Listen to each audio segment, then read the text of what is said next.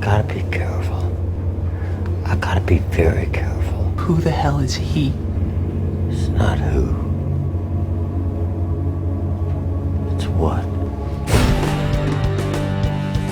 Rest Stop 2 is much more of a ghost story than Rest Stop 1. We get to the meat of who these people are.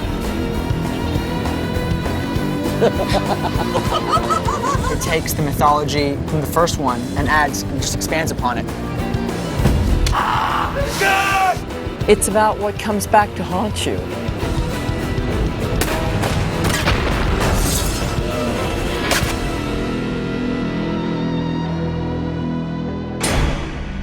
It's a big task, it's a big challenge to not to just make the same movie again. And I didn't want to do that. Nobody wanted to do that. We wanted to take it to the next level. I think that really opens up the idea to really then play with these characters a bit more and really get behind them and understand their background. We wanted to expand the mythology, and I felt obligated to the fans of the first movie to explain some things, to answer some questions, and of course ask new ones. John was very, very open and supportive through the process. He gave me an outline, and then from that outline we started developing concepts, character traits, etc., and really opening its scope to be more than just a rest stop.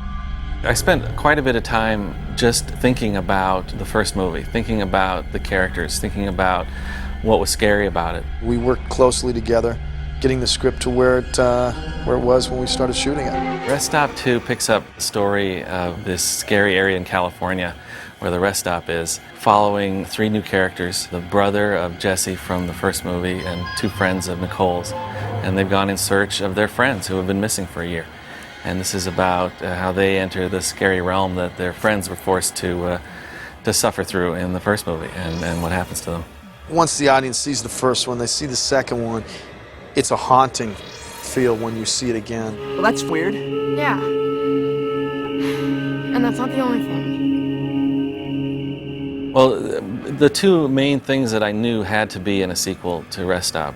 First is obviously the driver in the yellow truck. That's our Freddy, that's our Jason, whatever you want to call him. He's got to be there. The first movie, we didn't really see the driver, so now this was an opportunity to see the other side of the train tracks. The other element that I knew I wanted to bring back is the Winnebago family, father, mother, the creepy twins, and little Scotty.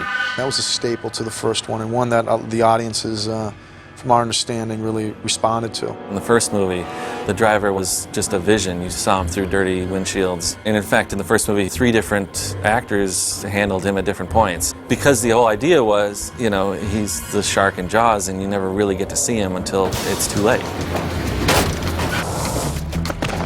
That really needed to be brought into focus here on the second one is getting inside the driver. Once the decision was made to expand the mythology of the driver, well, you need a real character. And so it was quite a challenge, I think, for Breon Davis to bring life to a specter. He really has to make a ghost a 3-dimensional character and remain scary. The driver is a lost soul. They've set him up so that you have some sort of compassion for him.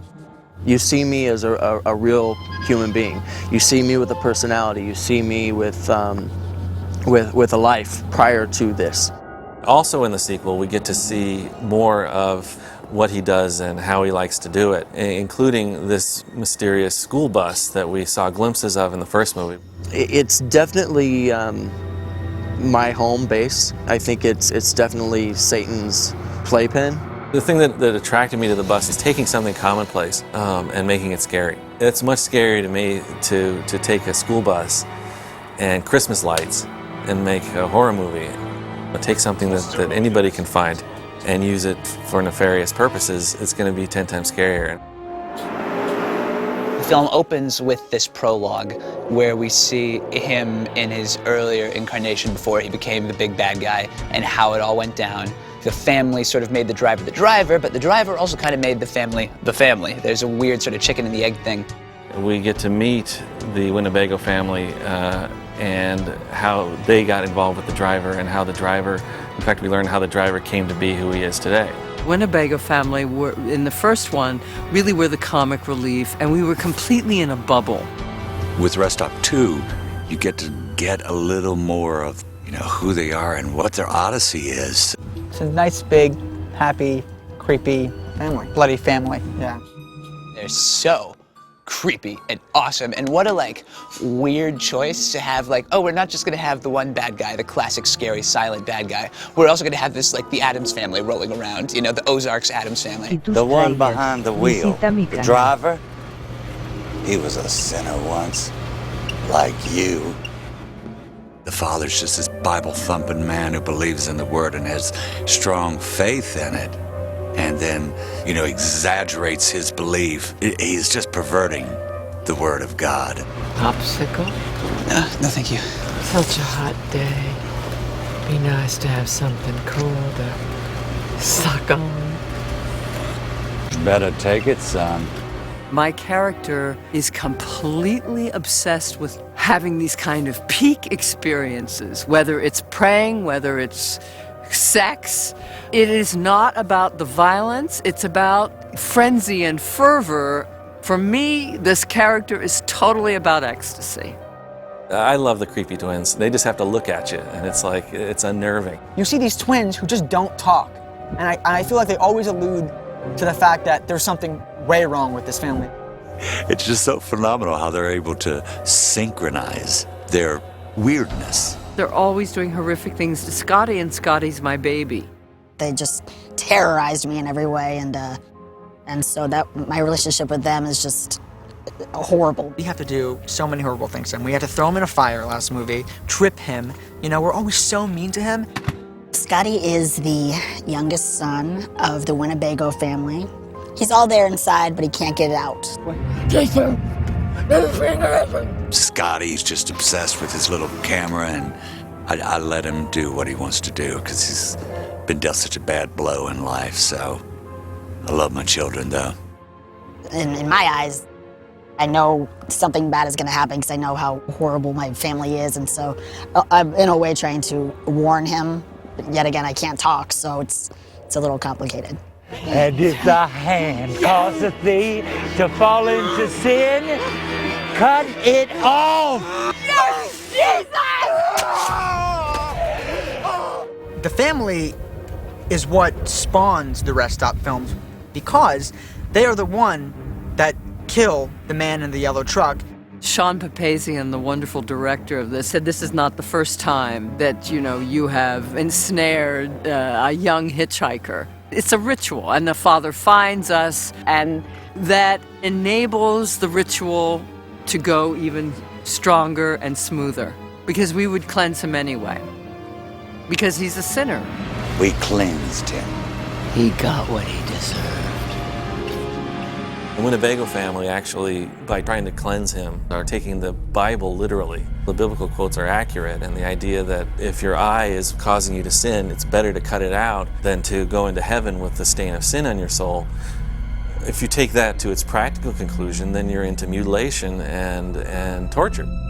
So without the family, there would be no Rest Stop. There would be no tortured soul to come and haunt those who come by the Rest Stop. And we're also sort of in cahoots with the driver as well.